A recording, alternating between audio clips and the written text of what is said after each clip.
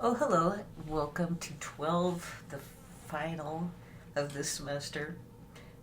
This is not another day, to be honest. I just went and changed my sweater and came back. Anyway, so 11 is, so 2 points about the revolution, which is a revolution could be just a change in attitude with you. That's it. There's nothing violent about what I'm doing. So maybe instead of a revolution, we'll just call it a revolution. So number 11 is Viva la Revolution. So number 12, the final, is I was going to do this earlier, and I'm waiting kind of for the last minute because I have actually been out on the road because I just think, um, well, let me just look at my notes. It says, what do you want, objectively or subjectively? More of number one or more of number two? So I like those questions. Is it more or less? So even, you don't have to do anything drastic, but do you just want to focus maybe more on you and maybe less? Anyway, does it have to be either or? Do some decisions have to be either or? Some do. And is it all or none? For some reason, these three questions have kind of helped me. And for number 12, I guess I'm just putting it back on me, which is I just assume it's like, okay, well, great. You complain about this. Now, what are you going to do about it? What are you doing for the revolution? And first, for me, um, uh, well, let me just go back to this. In other words, what have I done for my own revolution so far? Well, so far I like doing this, and I really do care. I just don't really care about grammar or due dates. Let's call them deadlines. I'm just doing this the way I want to do it. I want to teach really short lessons, but hopefully they'll kind of make a bigger picture for someone. And it's just really fun to just be able to put the ideas down. I feel like sometimes we just get so caught up in um, sentence structure and frags. I do. Please don't misunderstand. I appreciate the rules of writing, but as part of my rebellion, I just kind of feel like we aren't listening to you kids. We're so busy correcting something, keeping us away from our ideas. And I just think the the editing can come later, the fix-its can come later, but you're more important. Okay.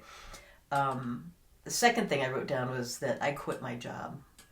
I quit education because I think it's cruel and unusual. And I did see myself subbing and really doing this for a long time, which in my own way, I'm doing what I want to do. But I think it's important that I say that I quit first, because it's an action. It's an inaction action. I quit the year, years before I was going to retire. But again, I think it's important to mention that because I think sometimes when you hear somebody say, "Oh, I've retired," it's like that just seems to be this golden ticket. And so usually when I say I quit, it's like, "Oh no, you didn't quit." Yeah, I'm a quitter. I quit because sometimes I think enough's enough. And so I think it's important for me to say I quit because it's an action.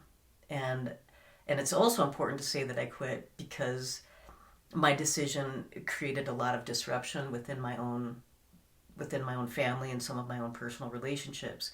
And I bring that up only to say that, if you do decide to make some kind of changes, that there's a cost to that.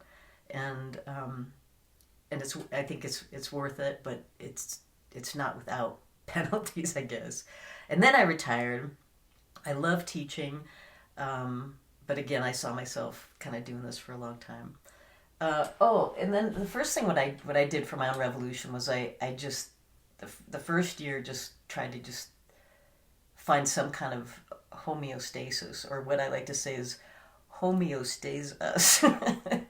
And so, getting finding my own circadian rhythms, finding the freedom and liberty to breathe without these pressures. I'm a notorious insomniac for decades. Probably my whole life I've been an insomniac until I quit education, until I quit the number two system. And now I sleep very well. I'll still have restless nights once in a while, but it's so much more pleasant and sustainable. I eat normally, more healthy than I have once I got out of education. I do, I enjoy and I play a lot.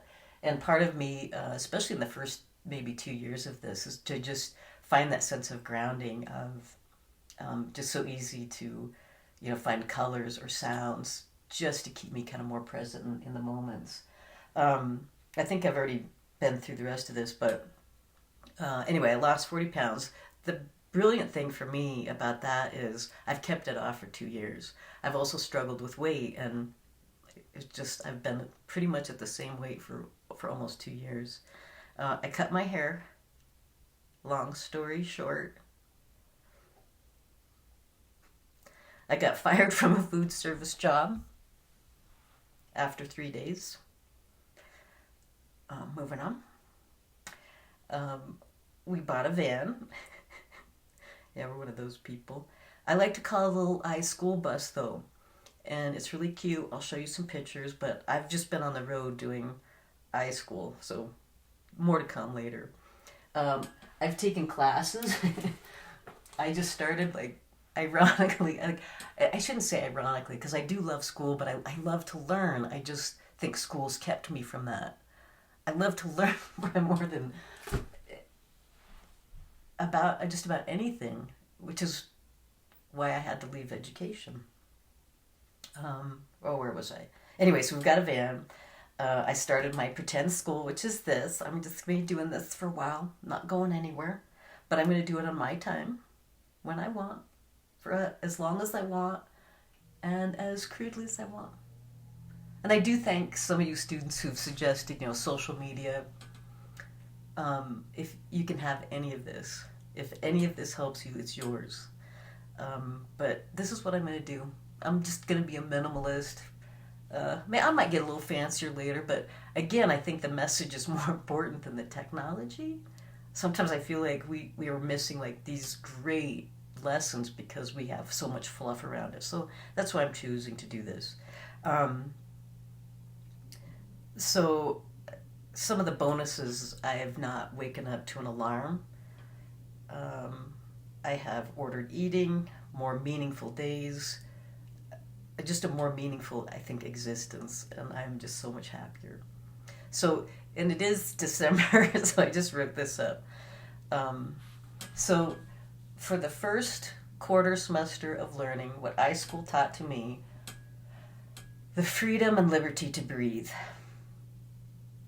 2, little love. 3, fresh lenses. 4, noble truths. 5, golden rules. 6, ways of Tao. 7, sinners sinning. 8, students sitting. 9 minus dancing. 10, considerations. 11, time is ticking. 12, tides are turning, which is where I've been hanging out for the last few weeks by the beach. Let's try that again. 12, tides are turning. 11, time is ticking. 10, considerations. 9, minus dancing. 8, students sitting. 7, sinners sitting. 6, ways of Tao. 5, golden rules. 4, noble truths. 3, fresh lenses. 2, little love. And the freedom and liberty to breathe.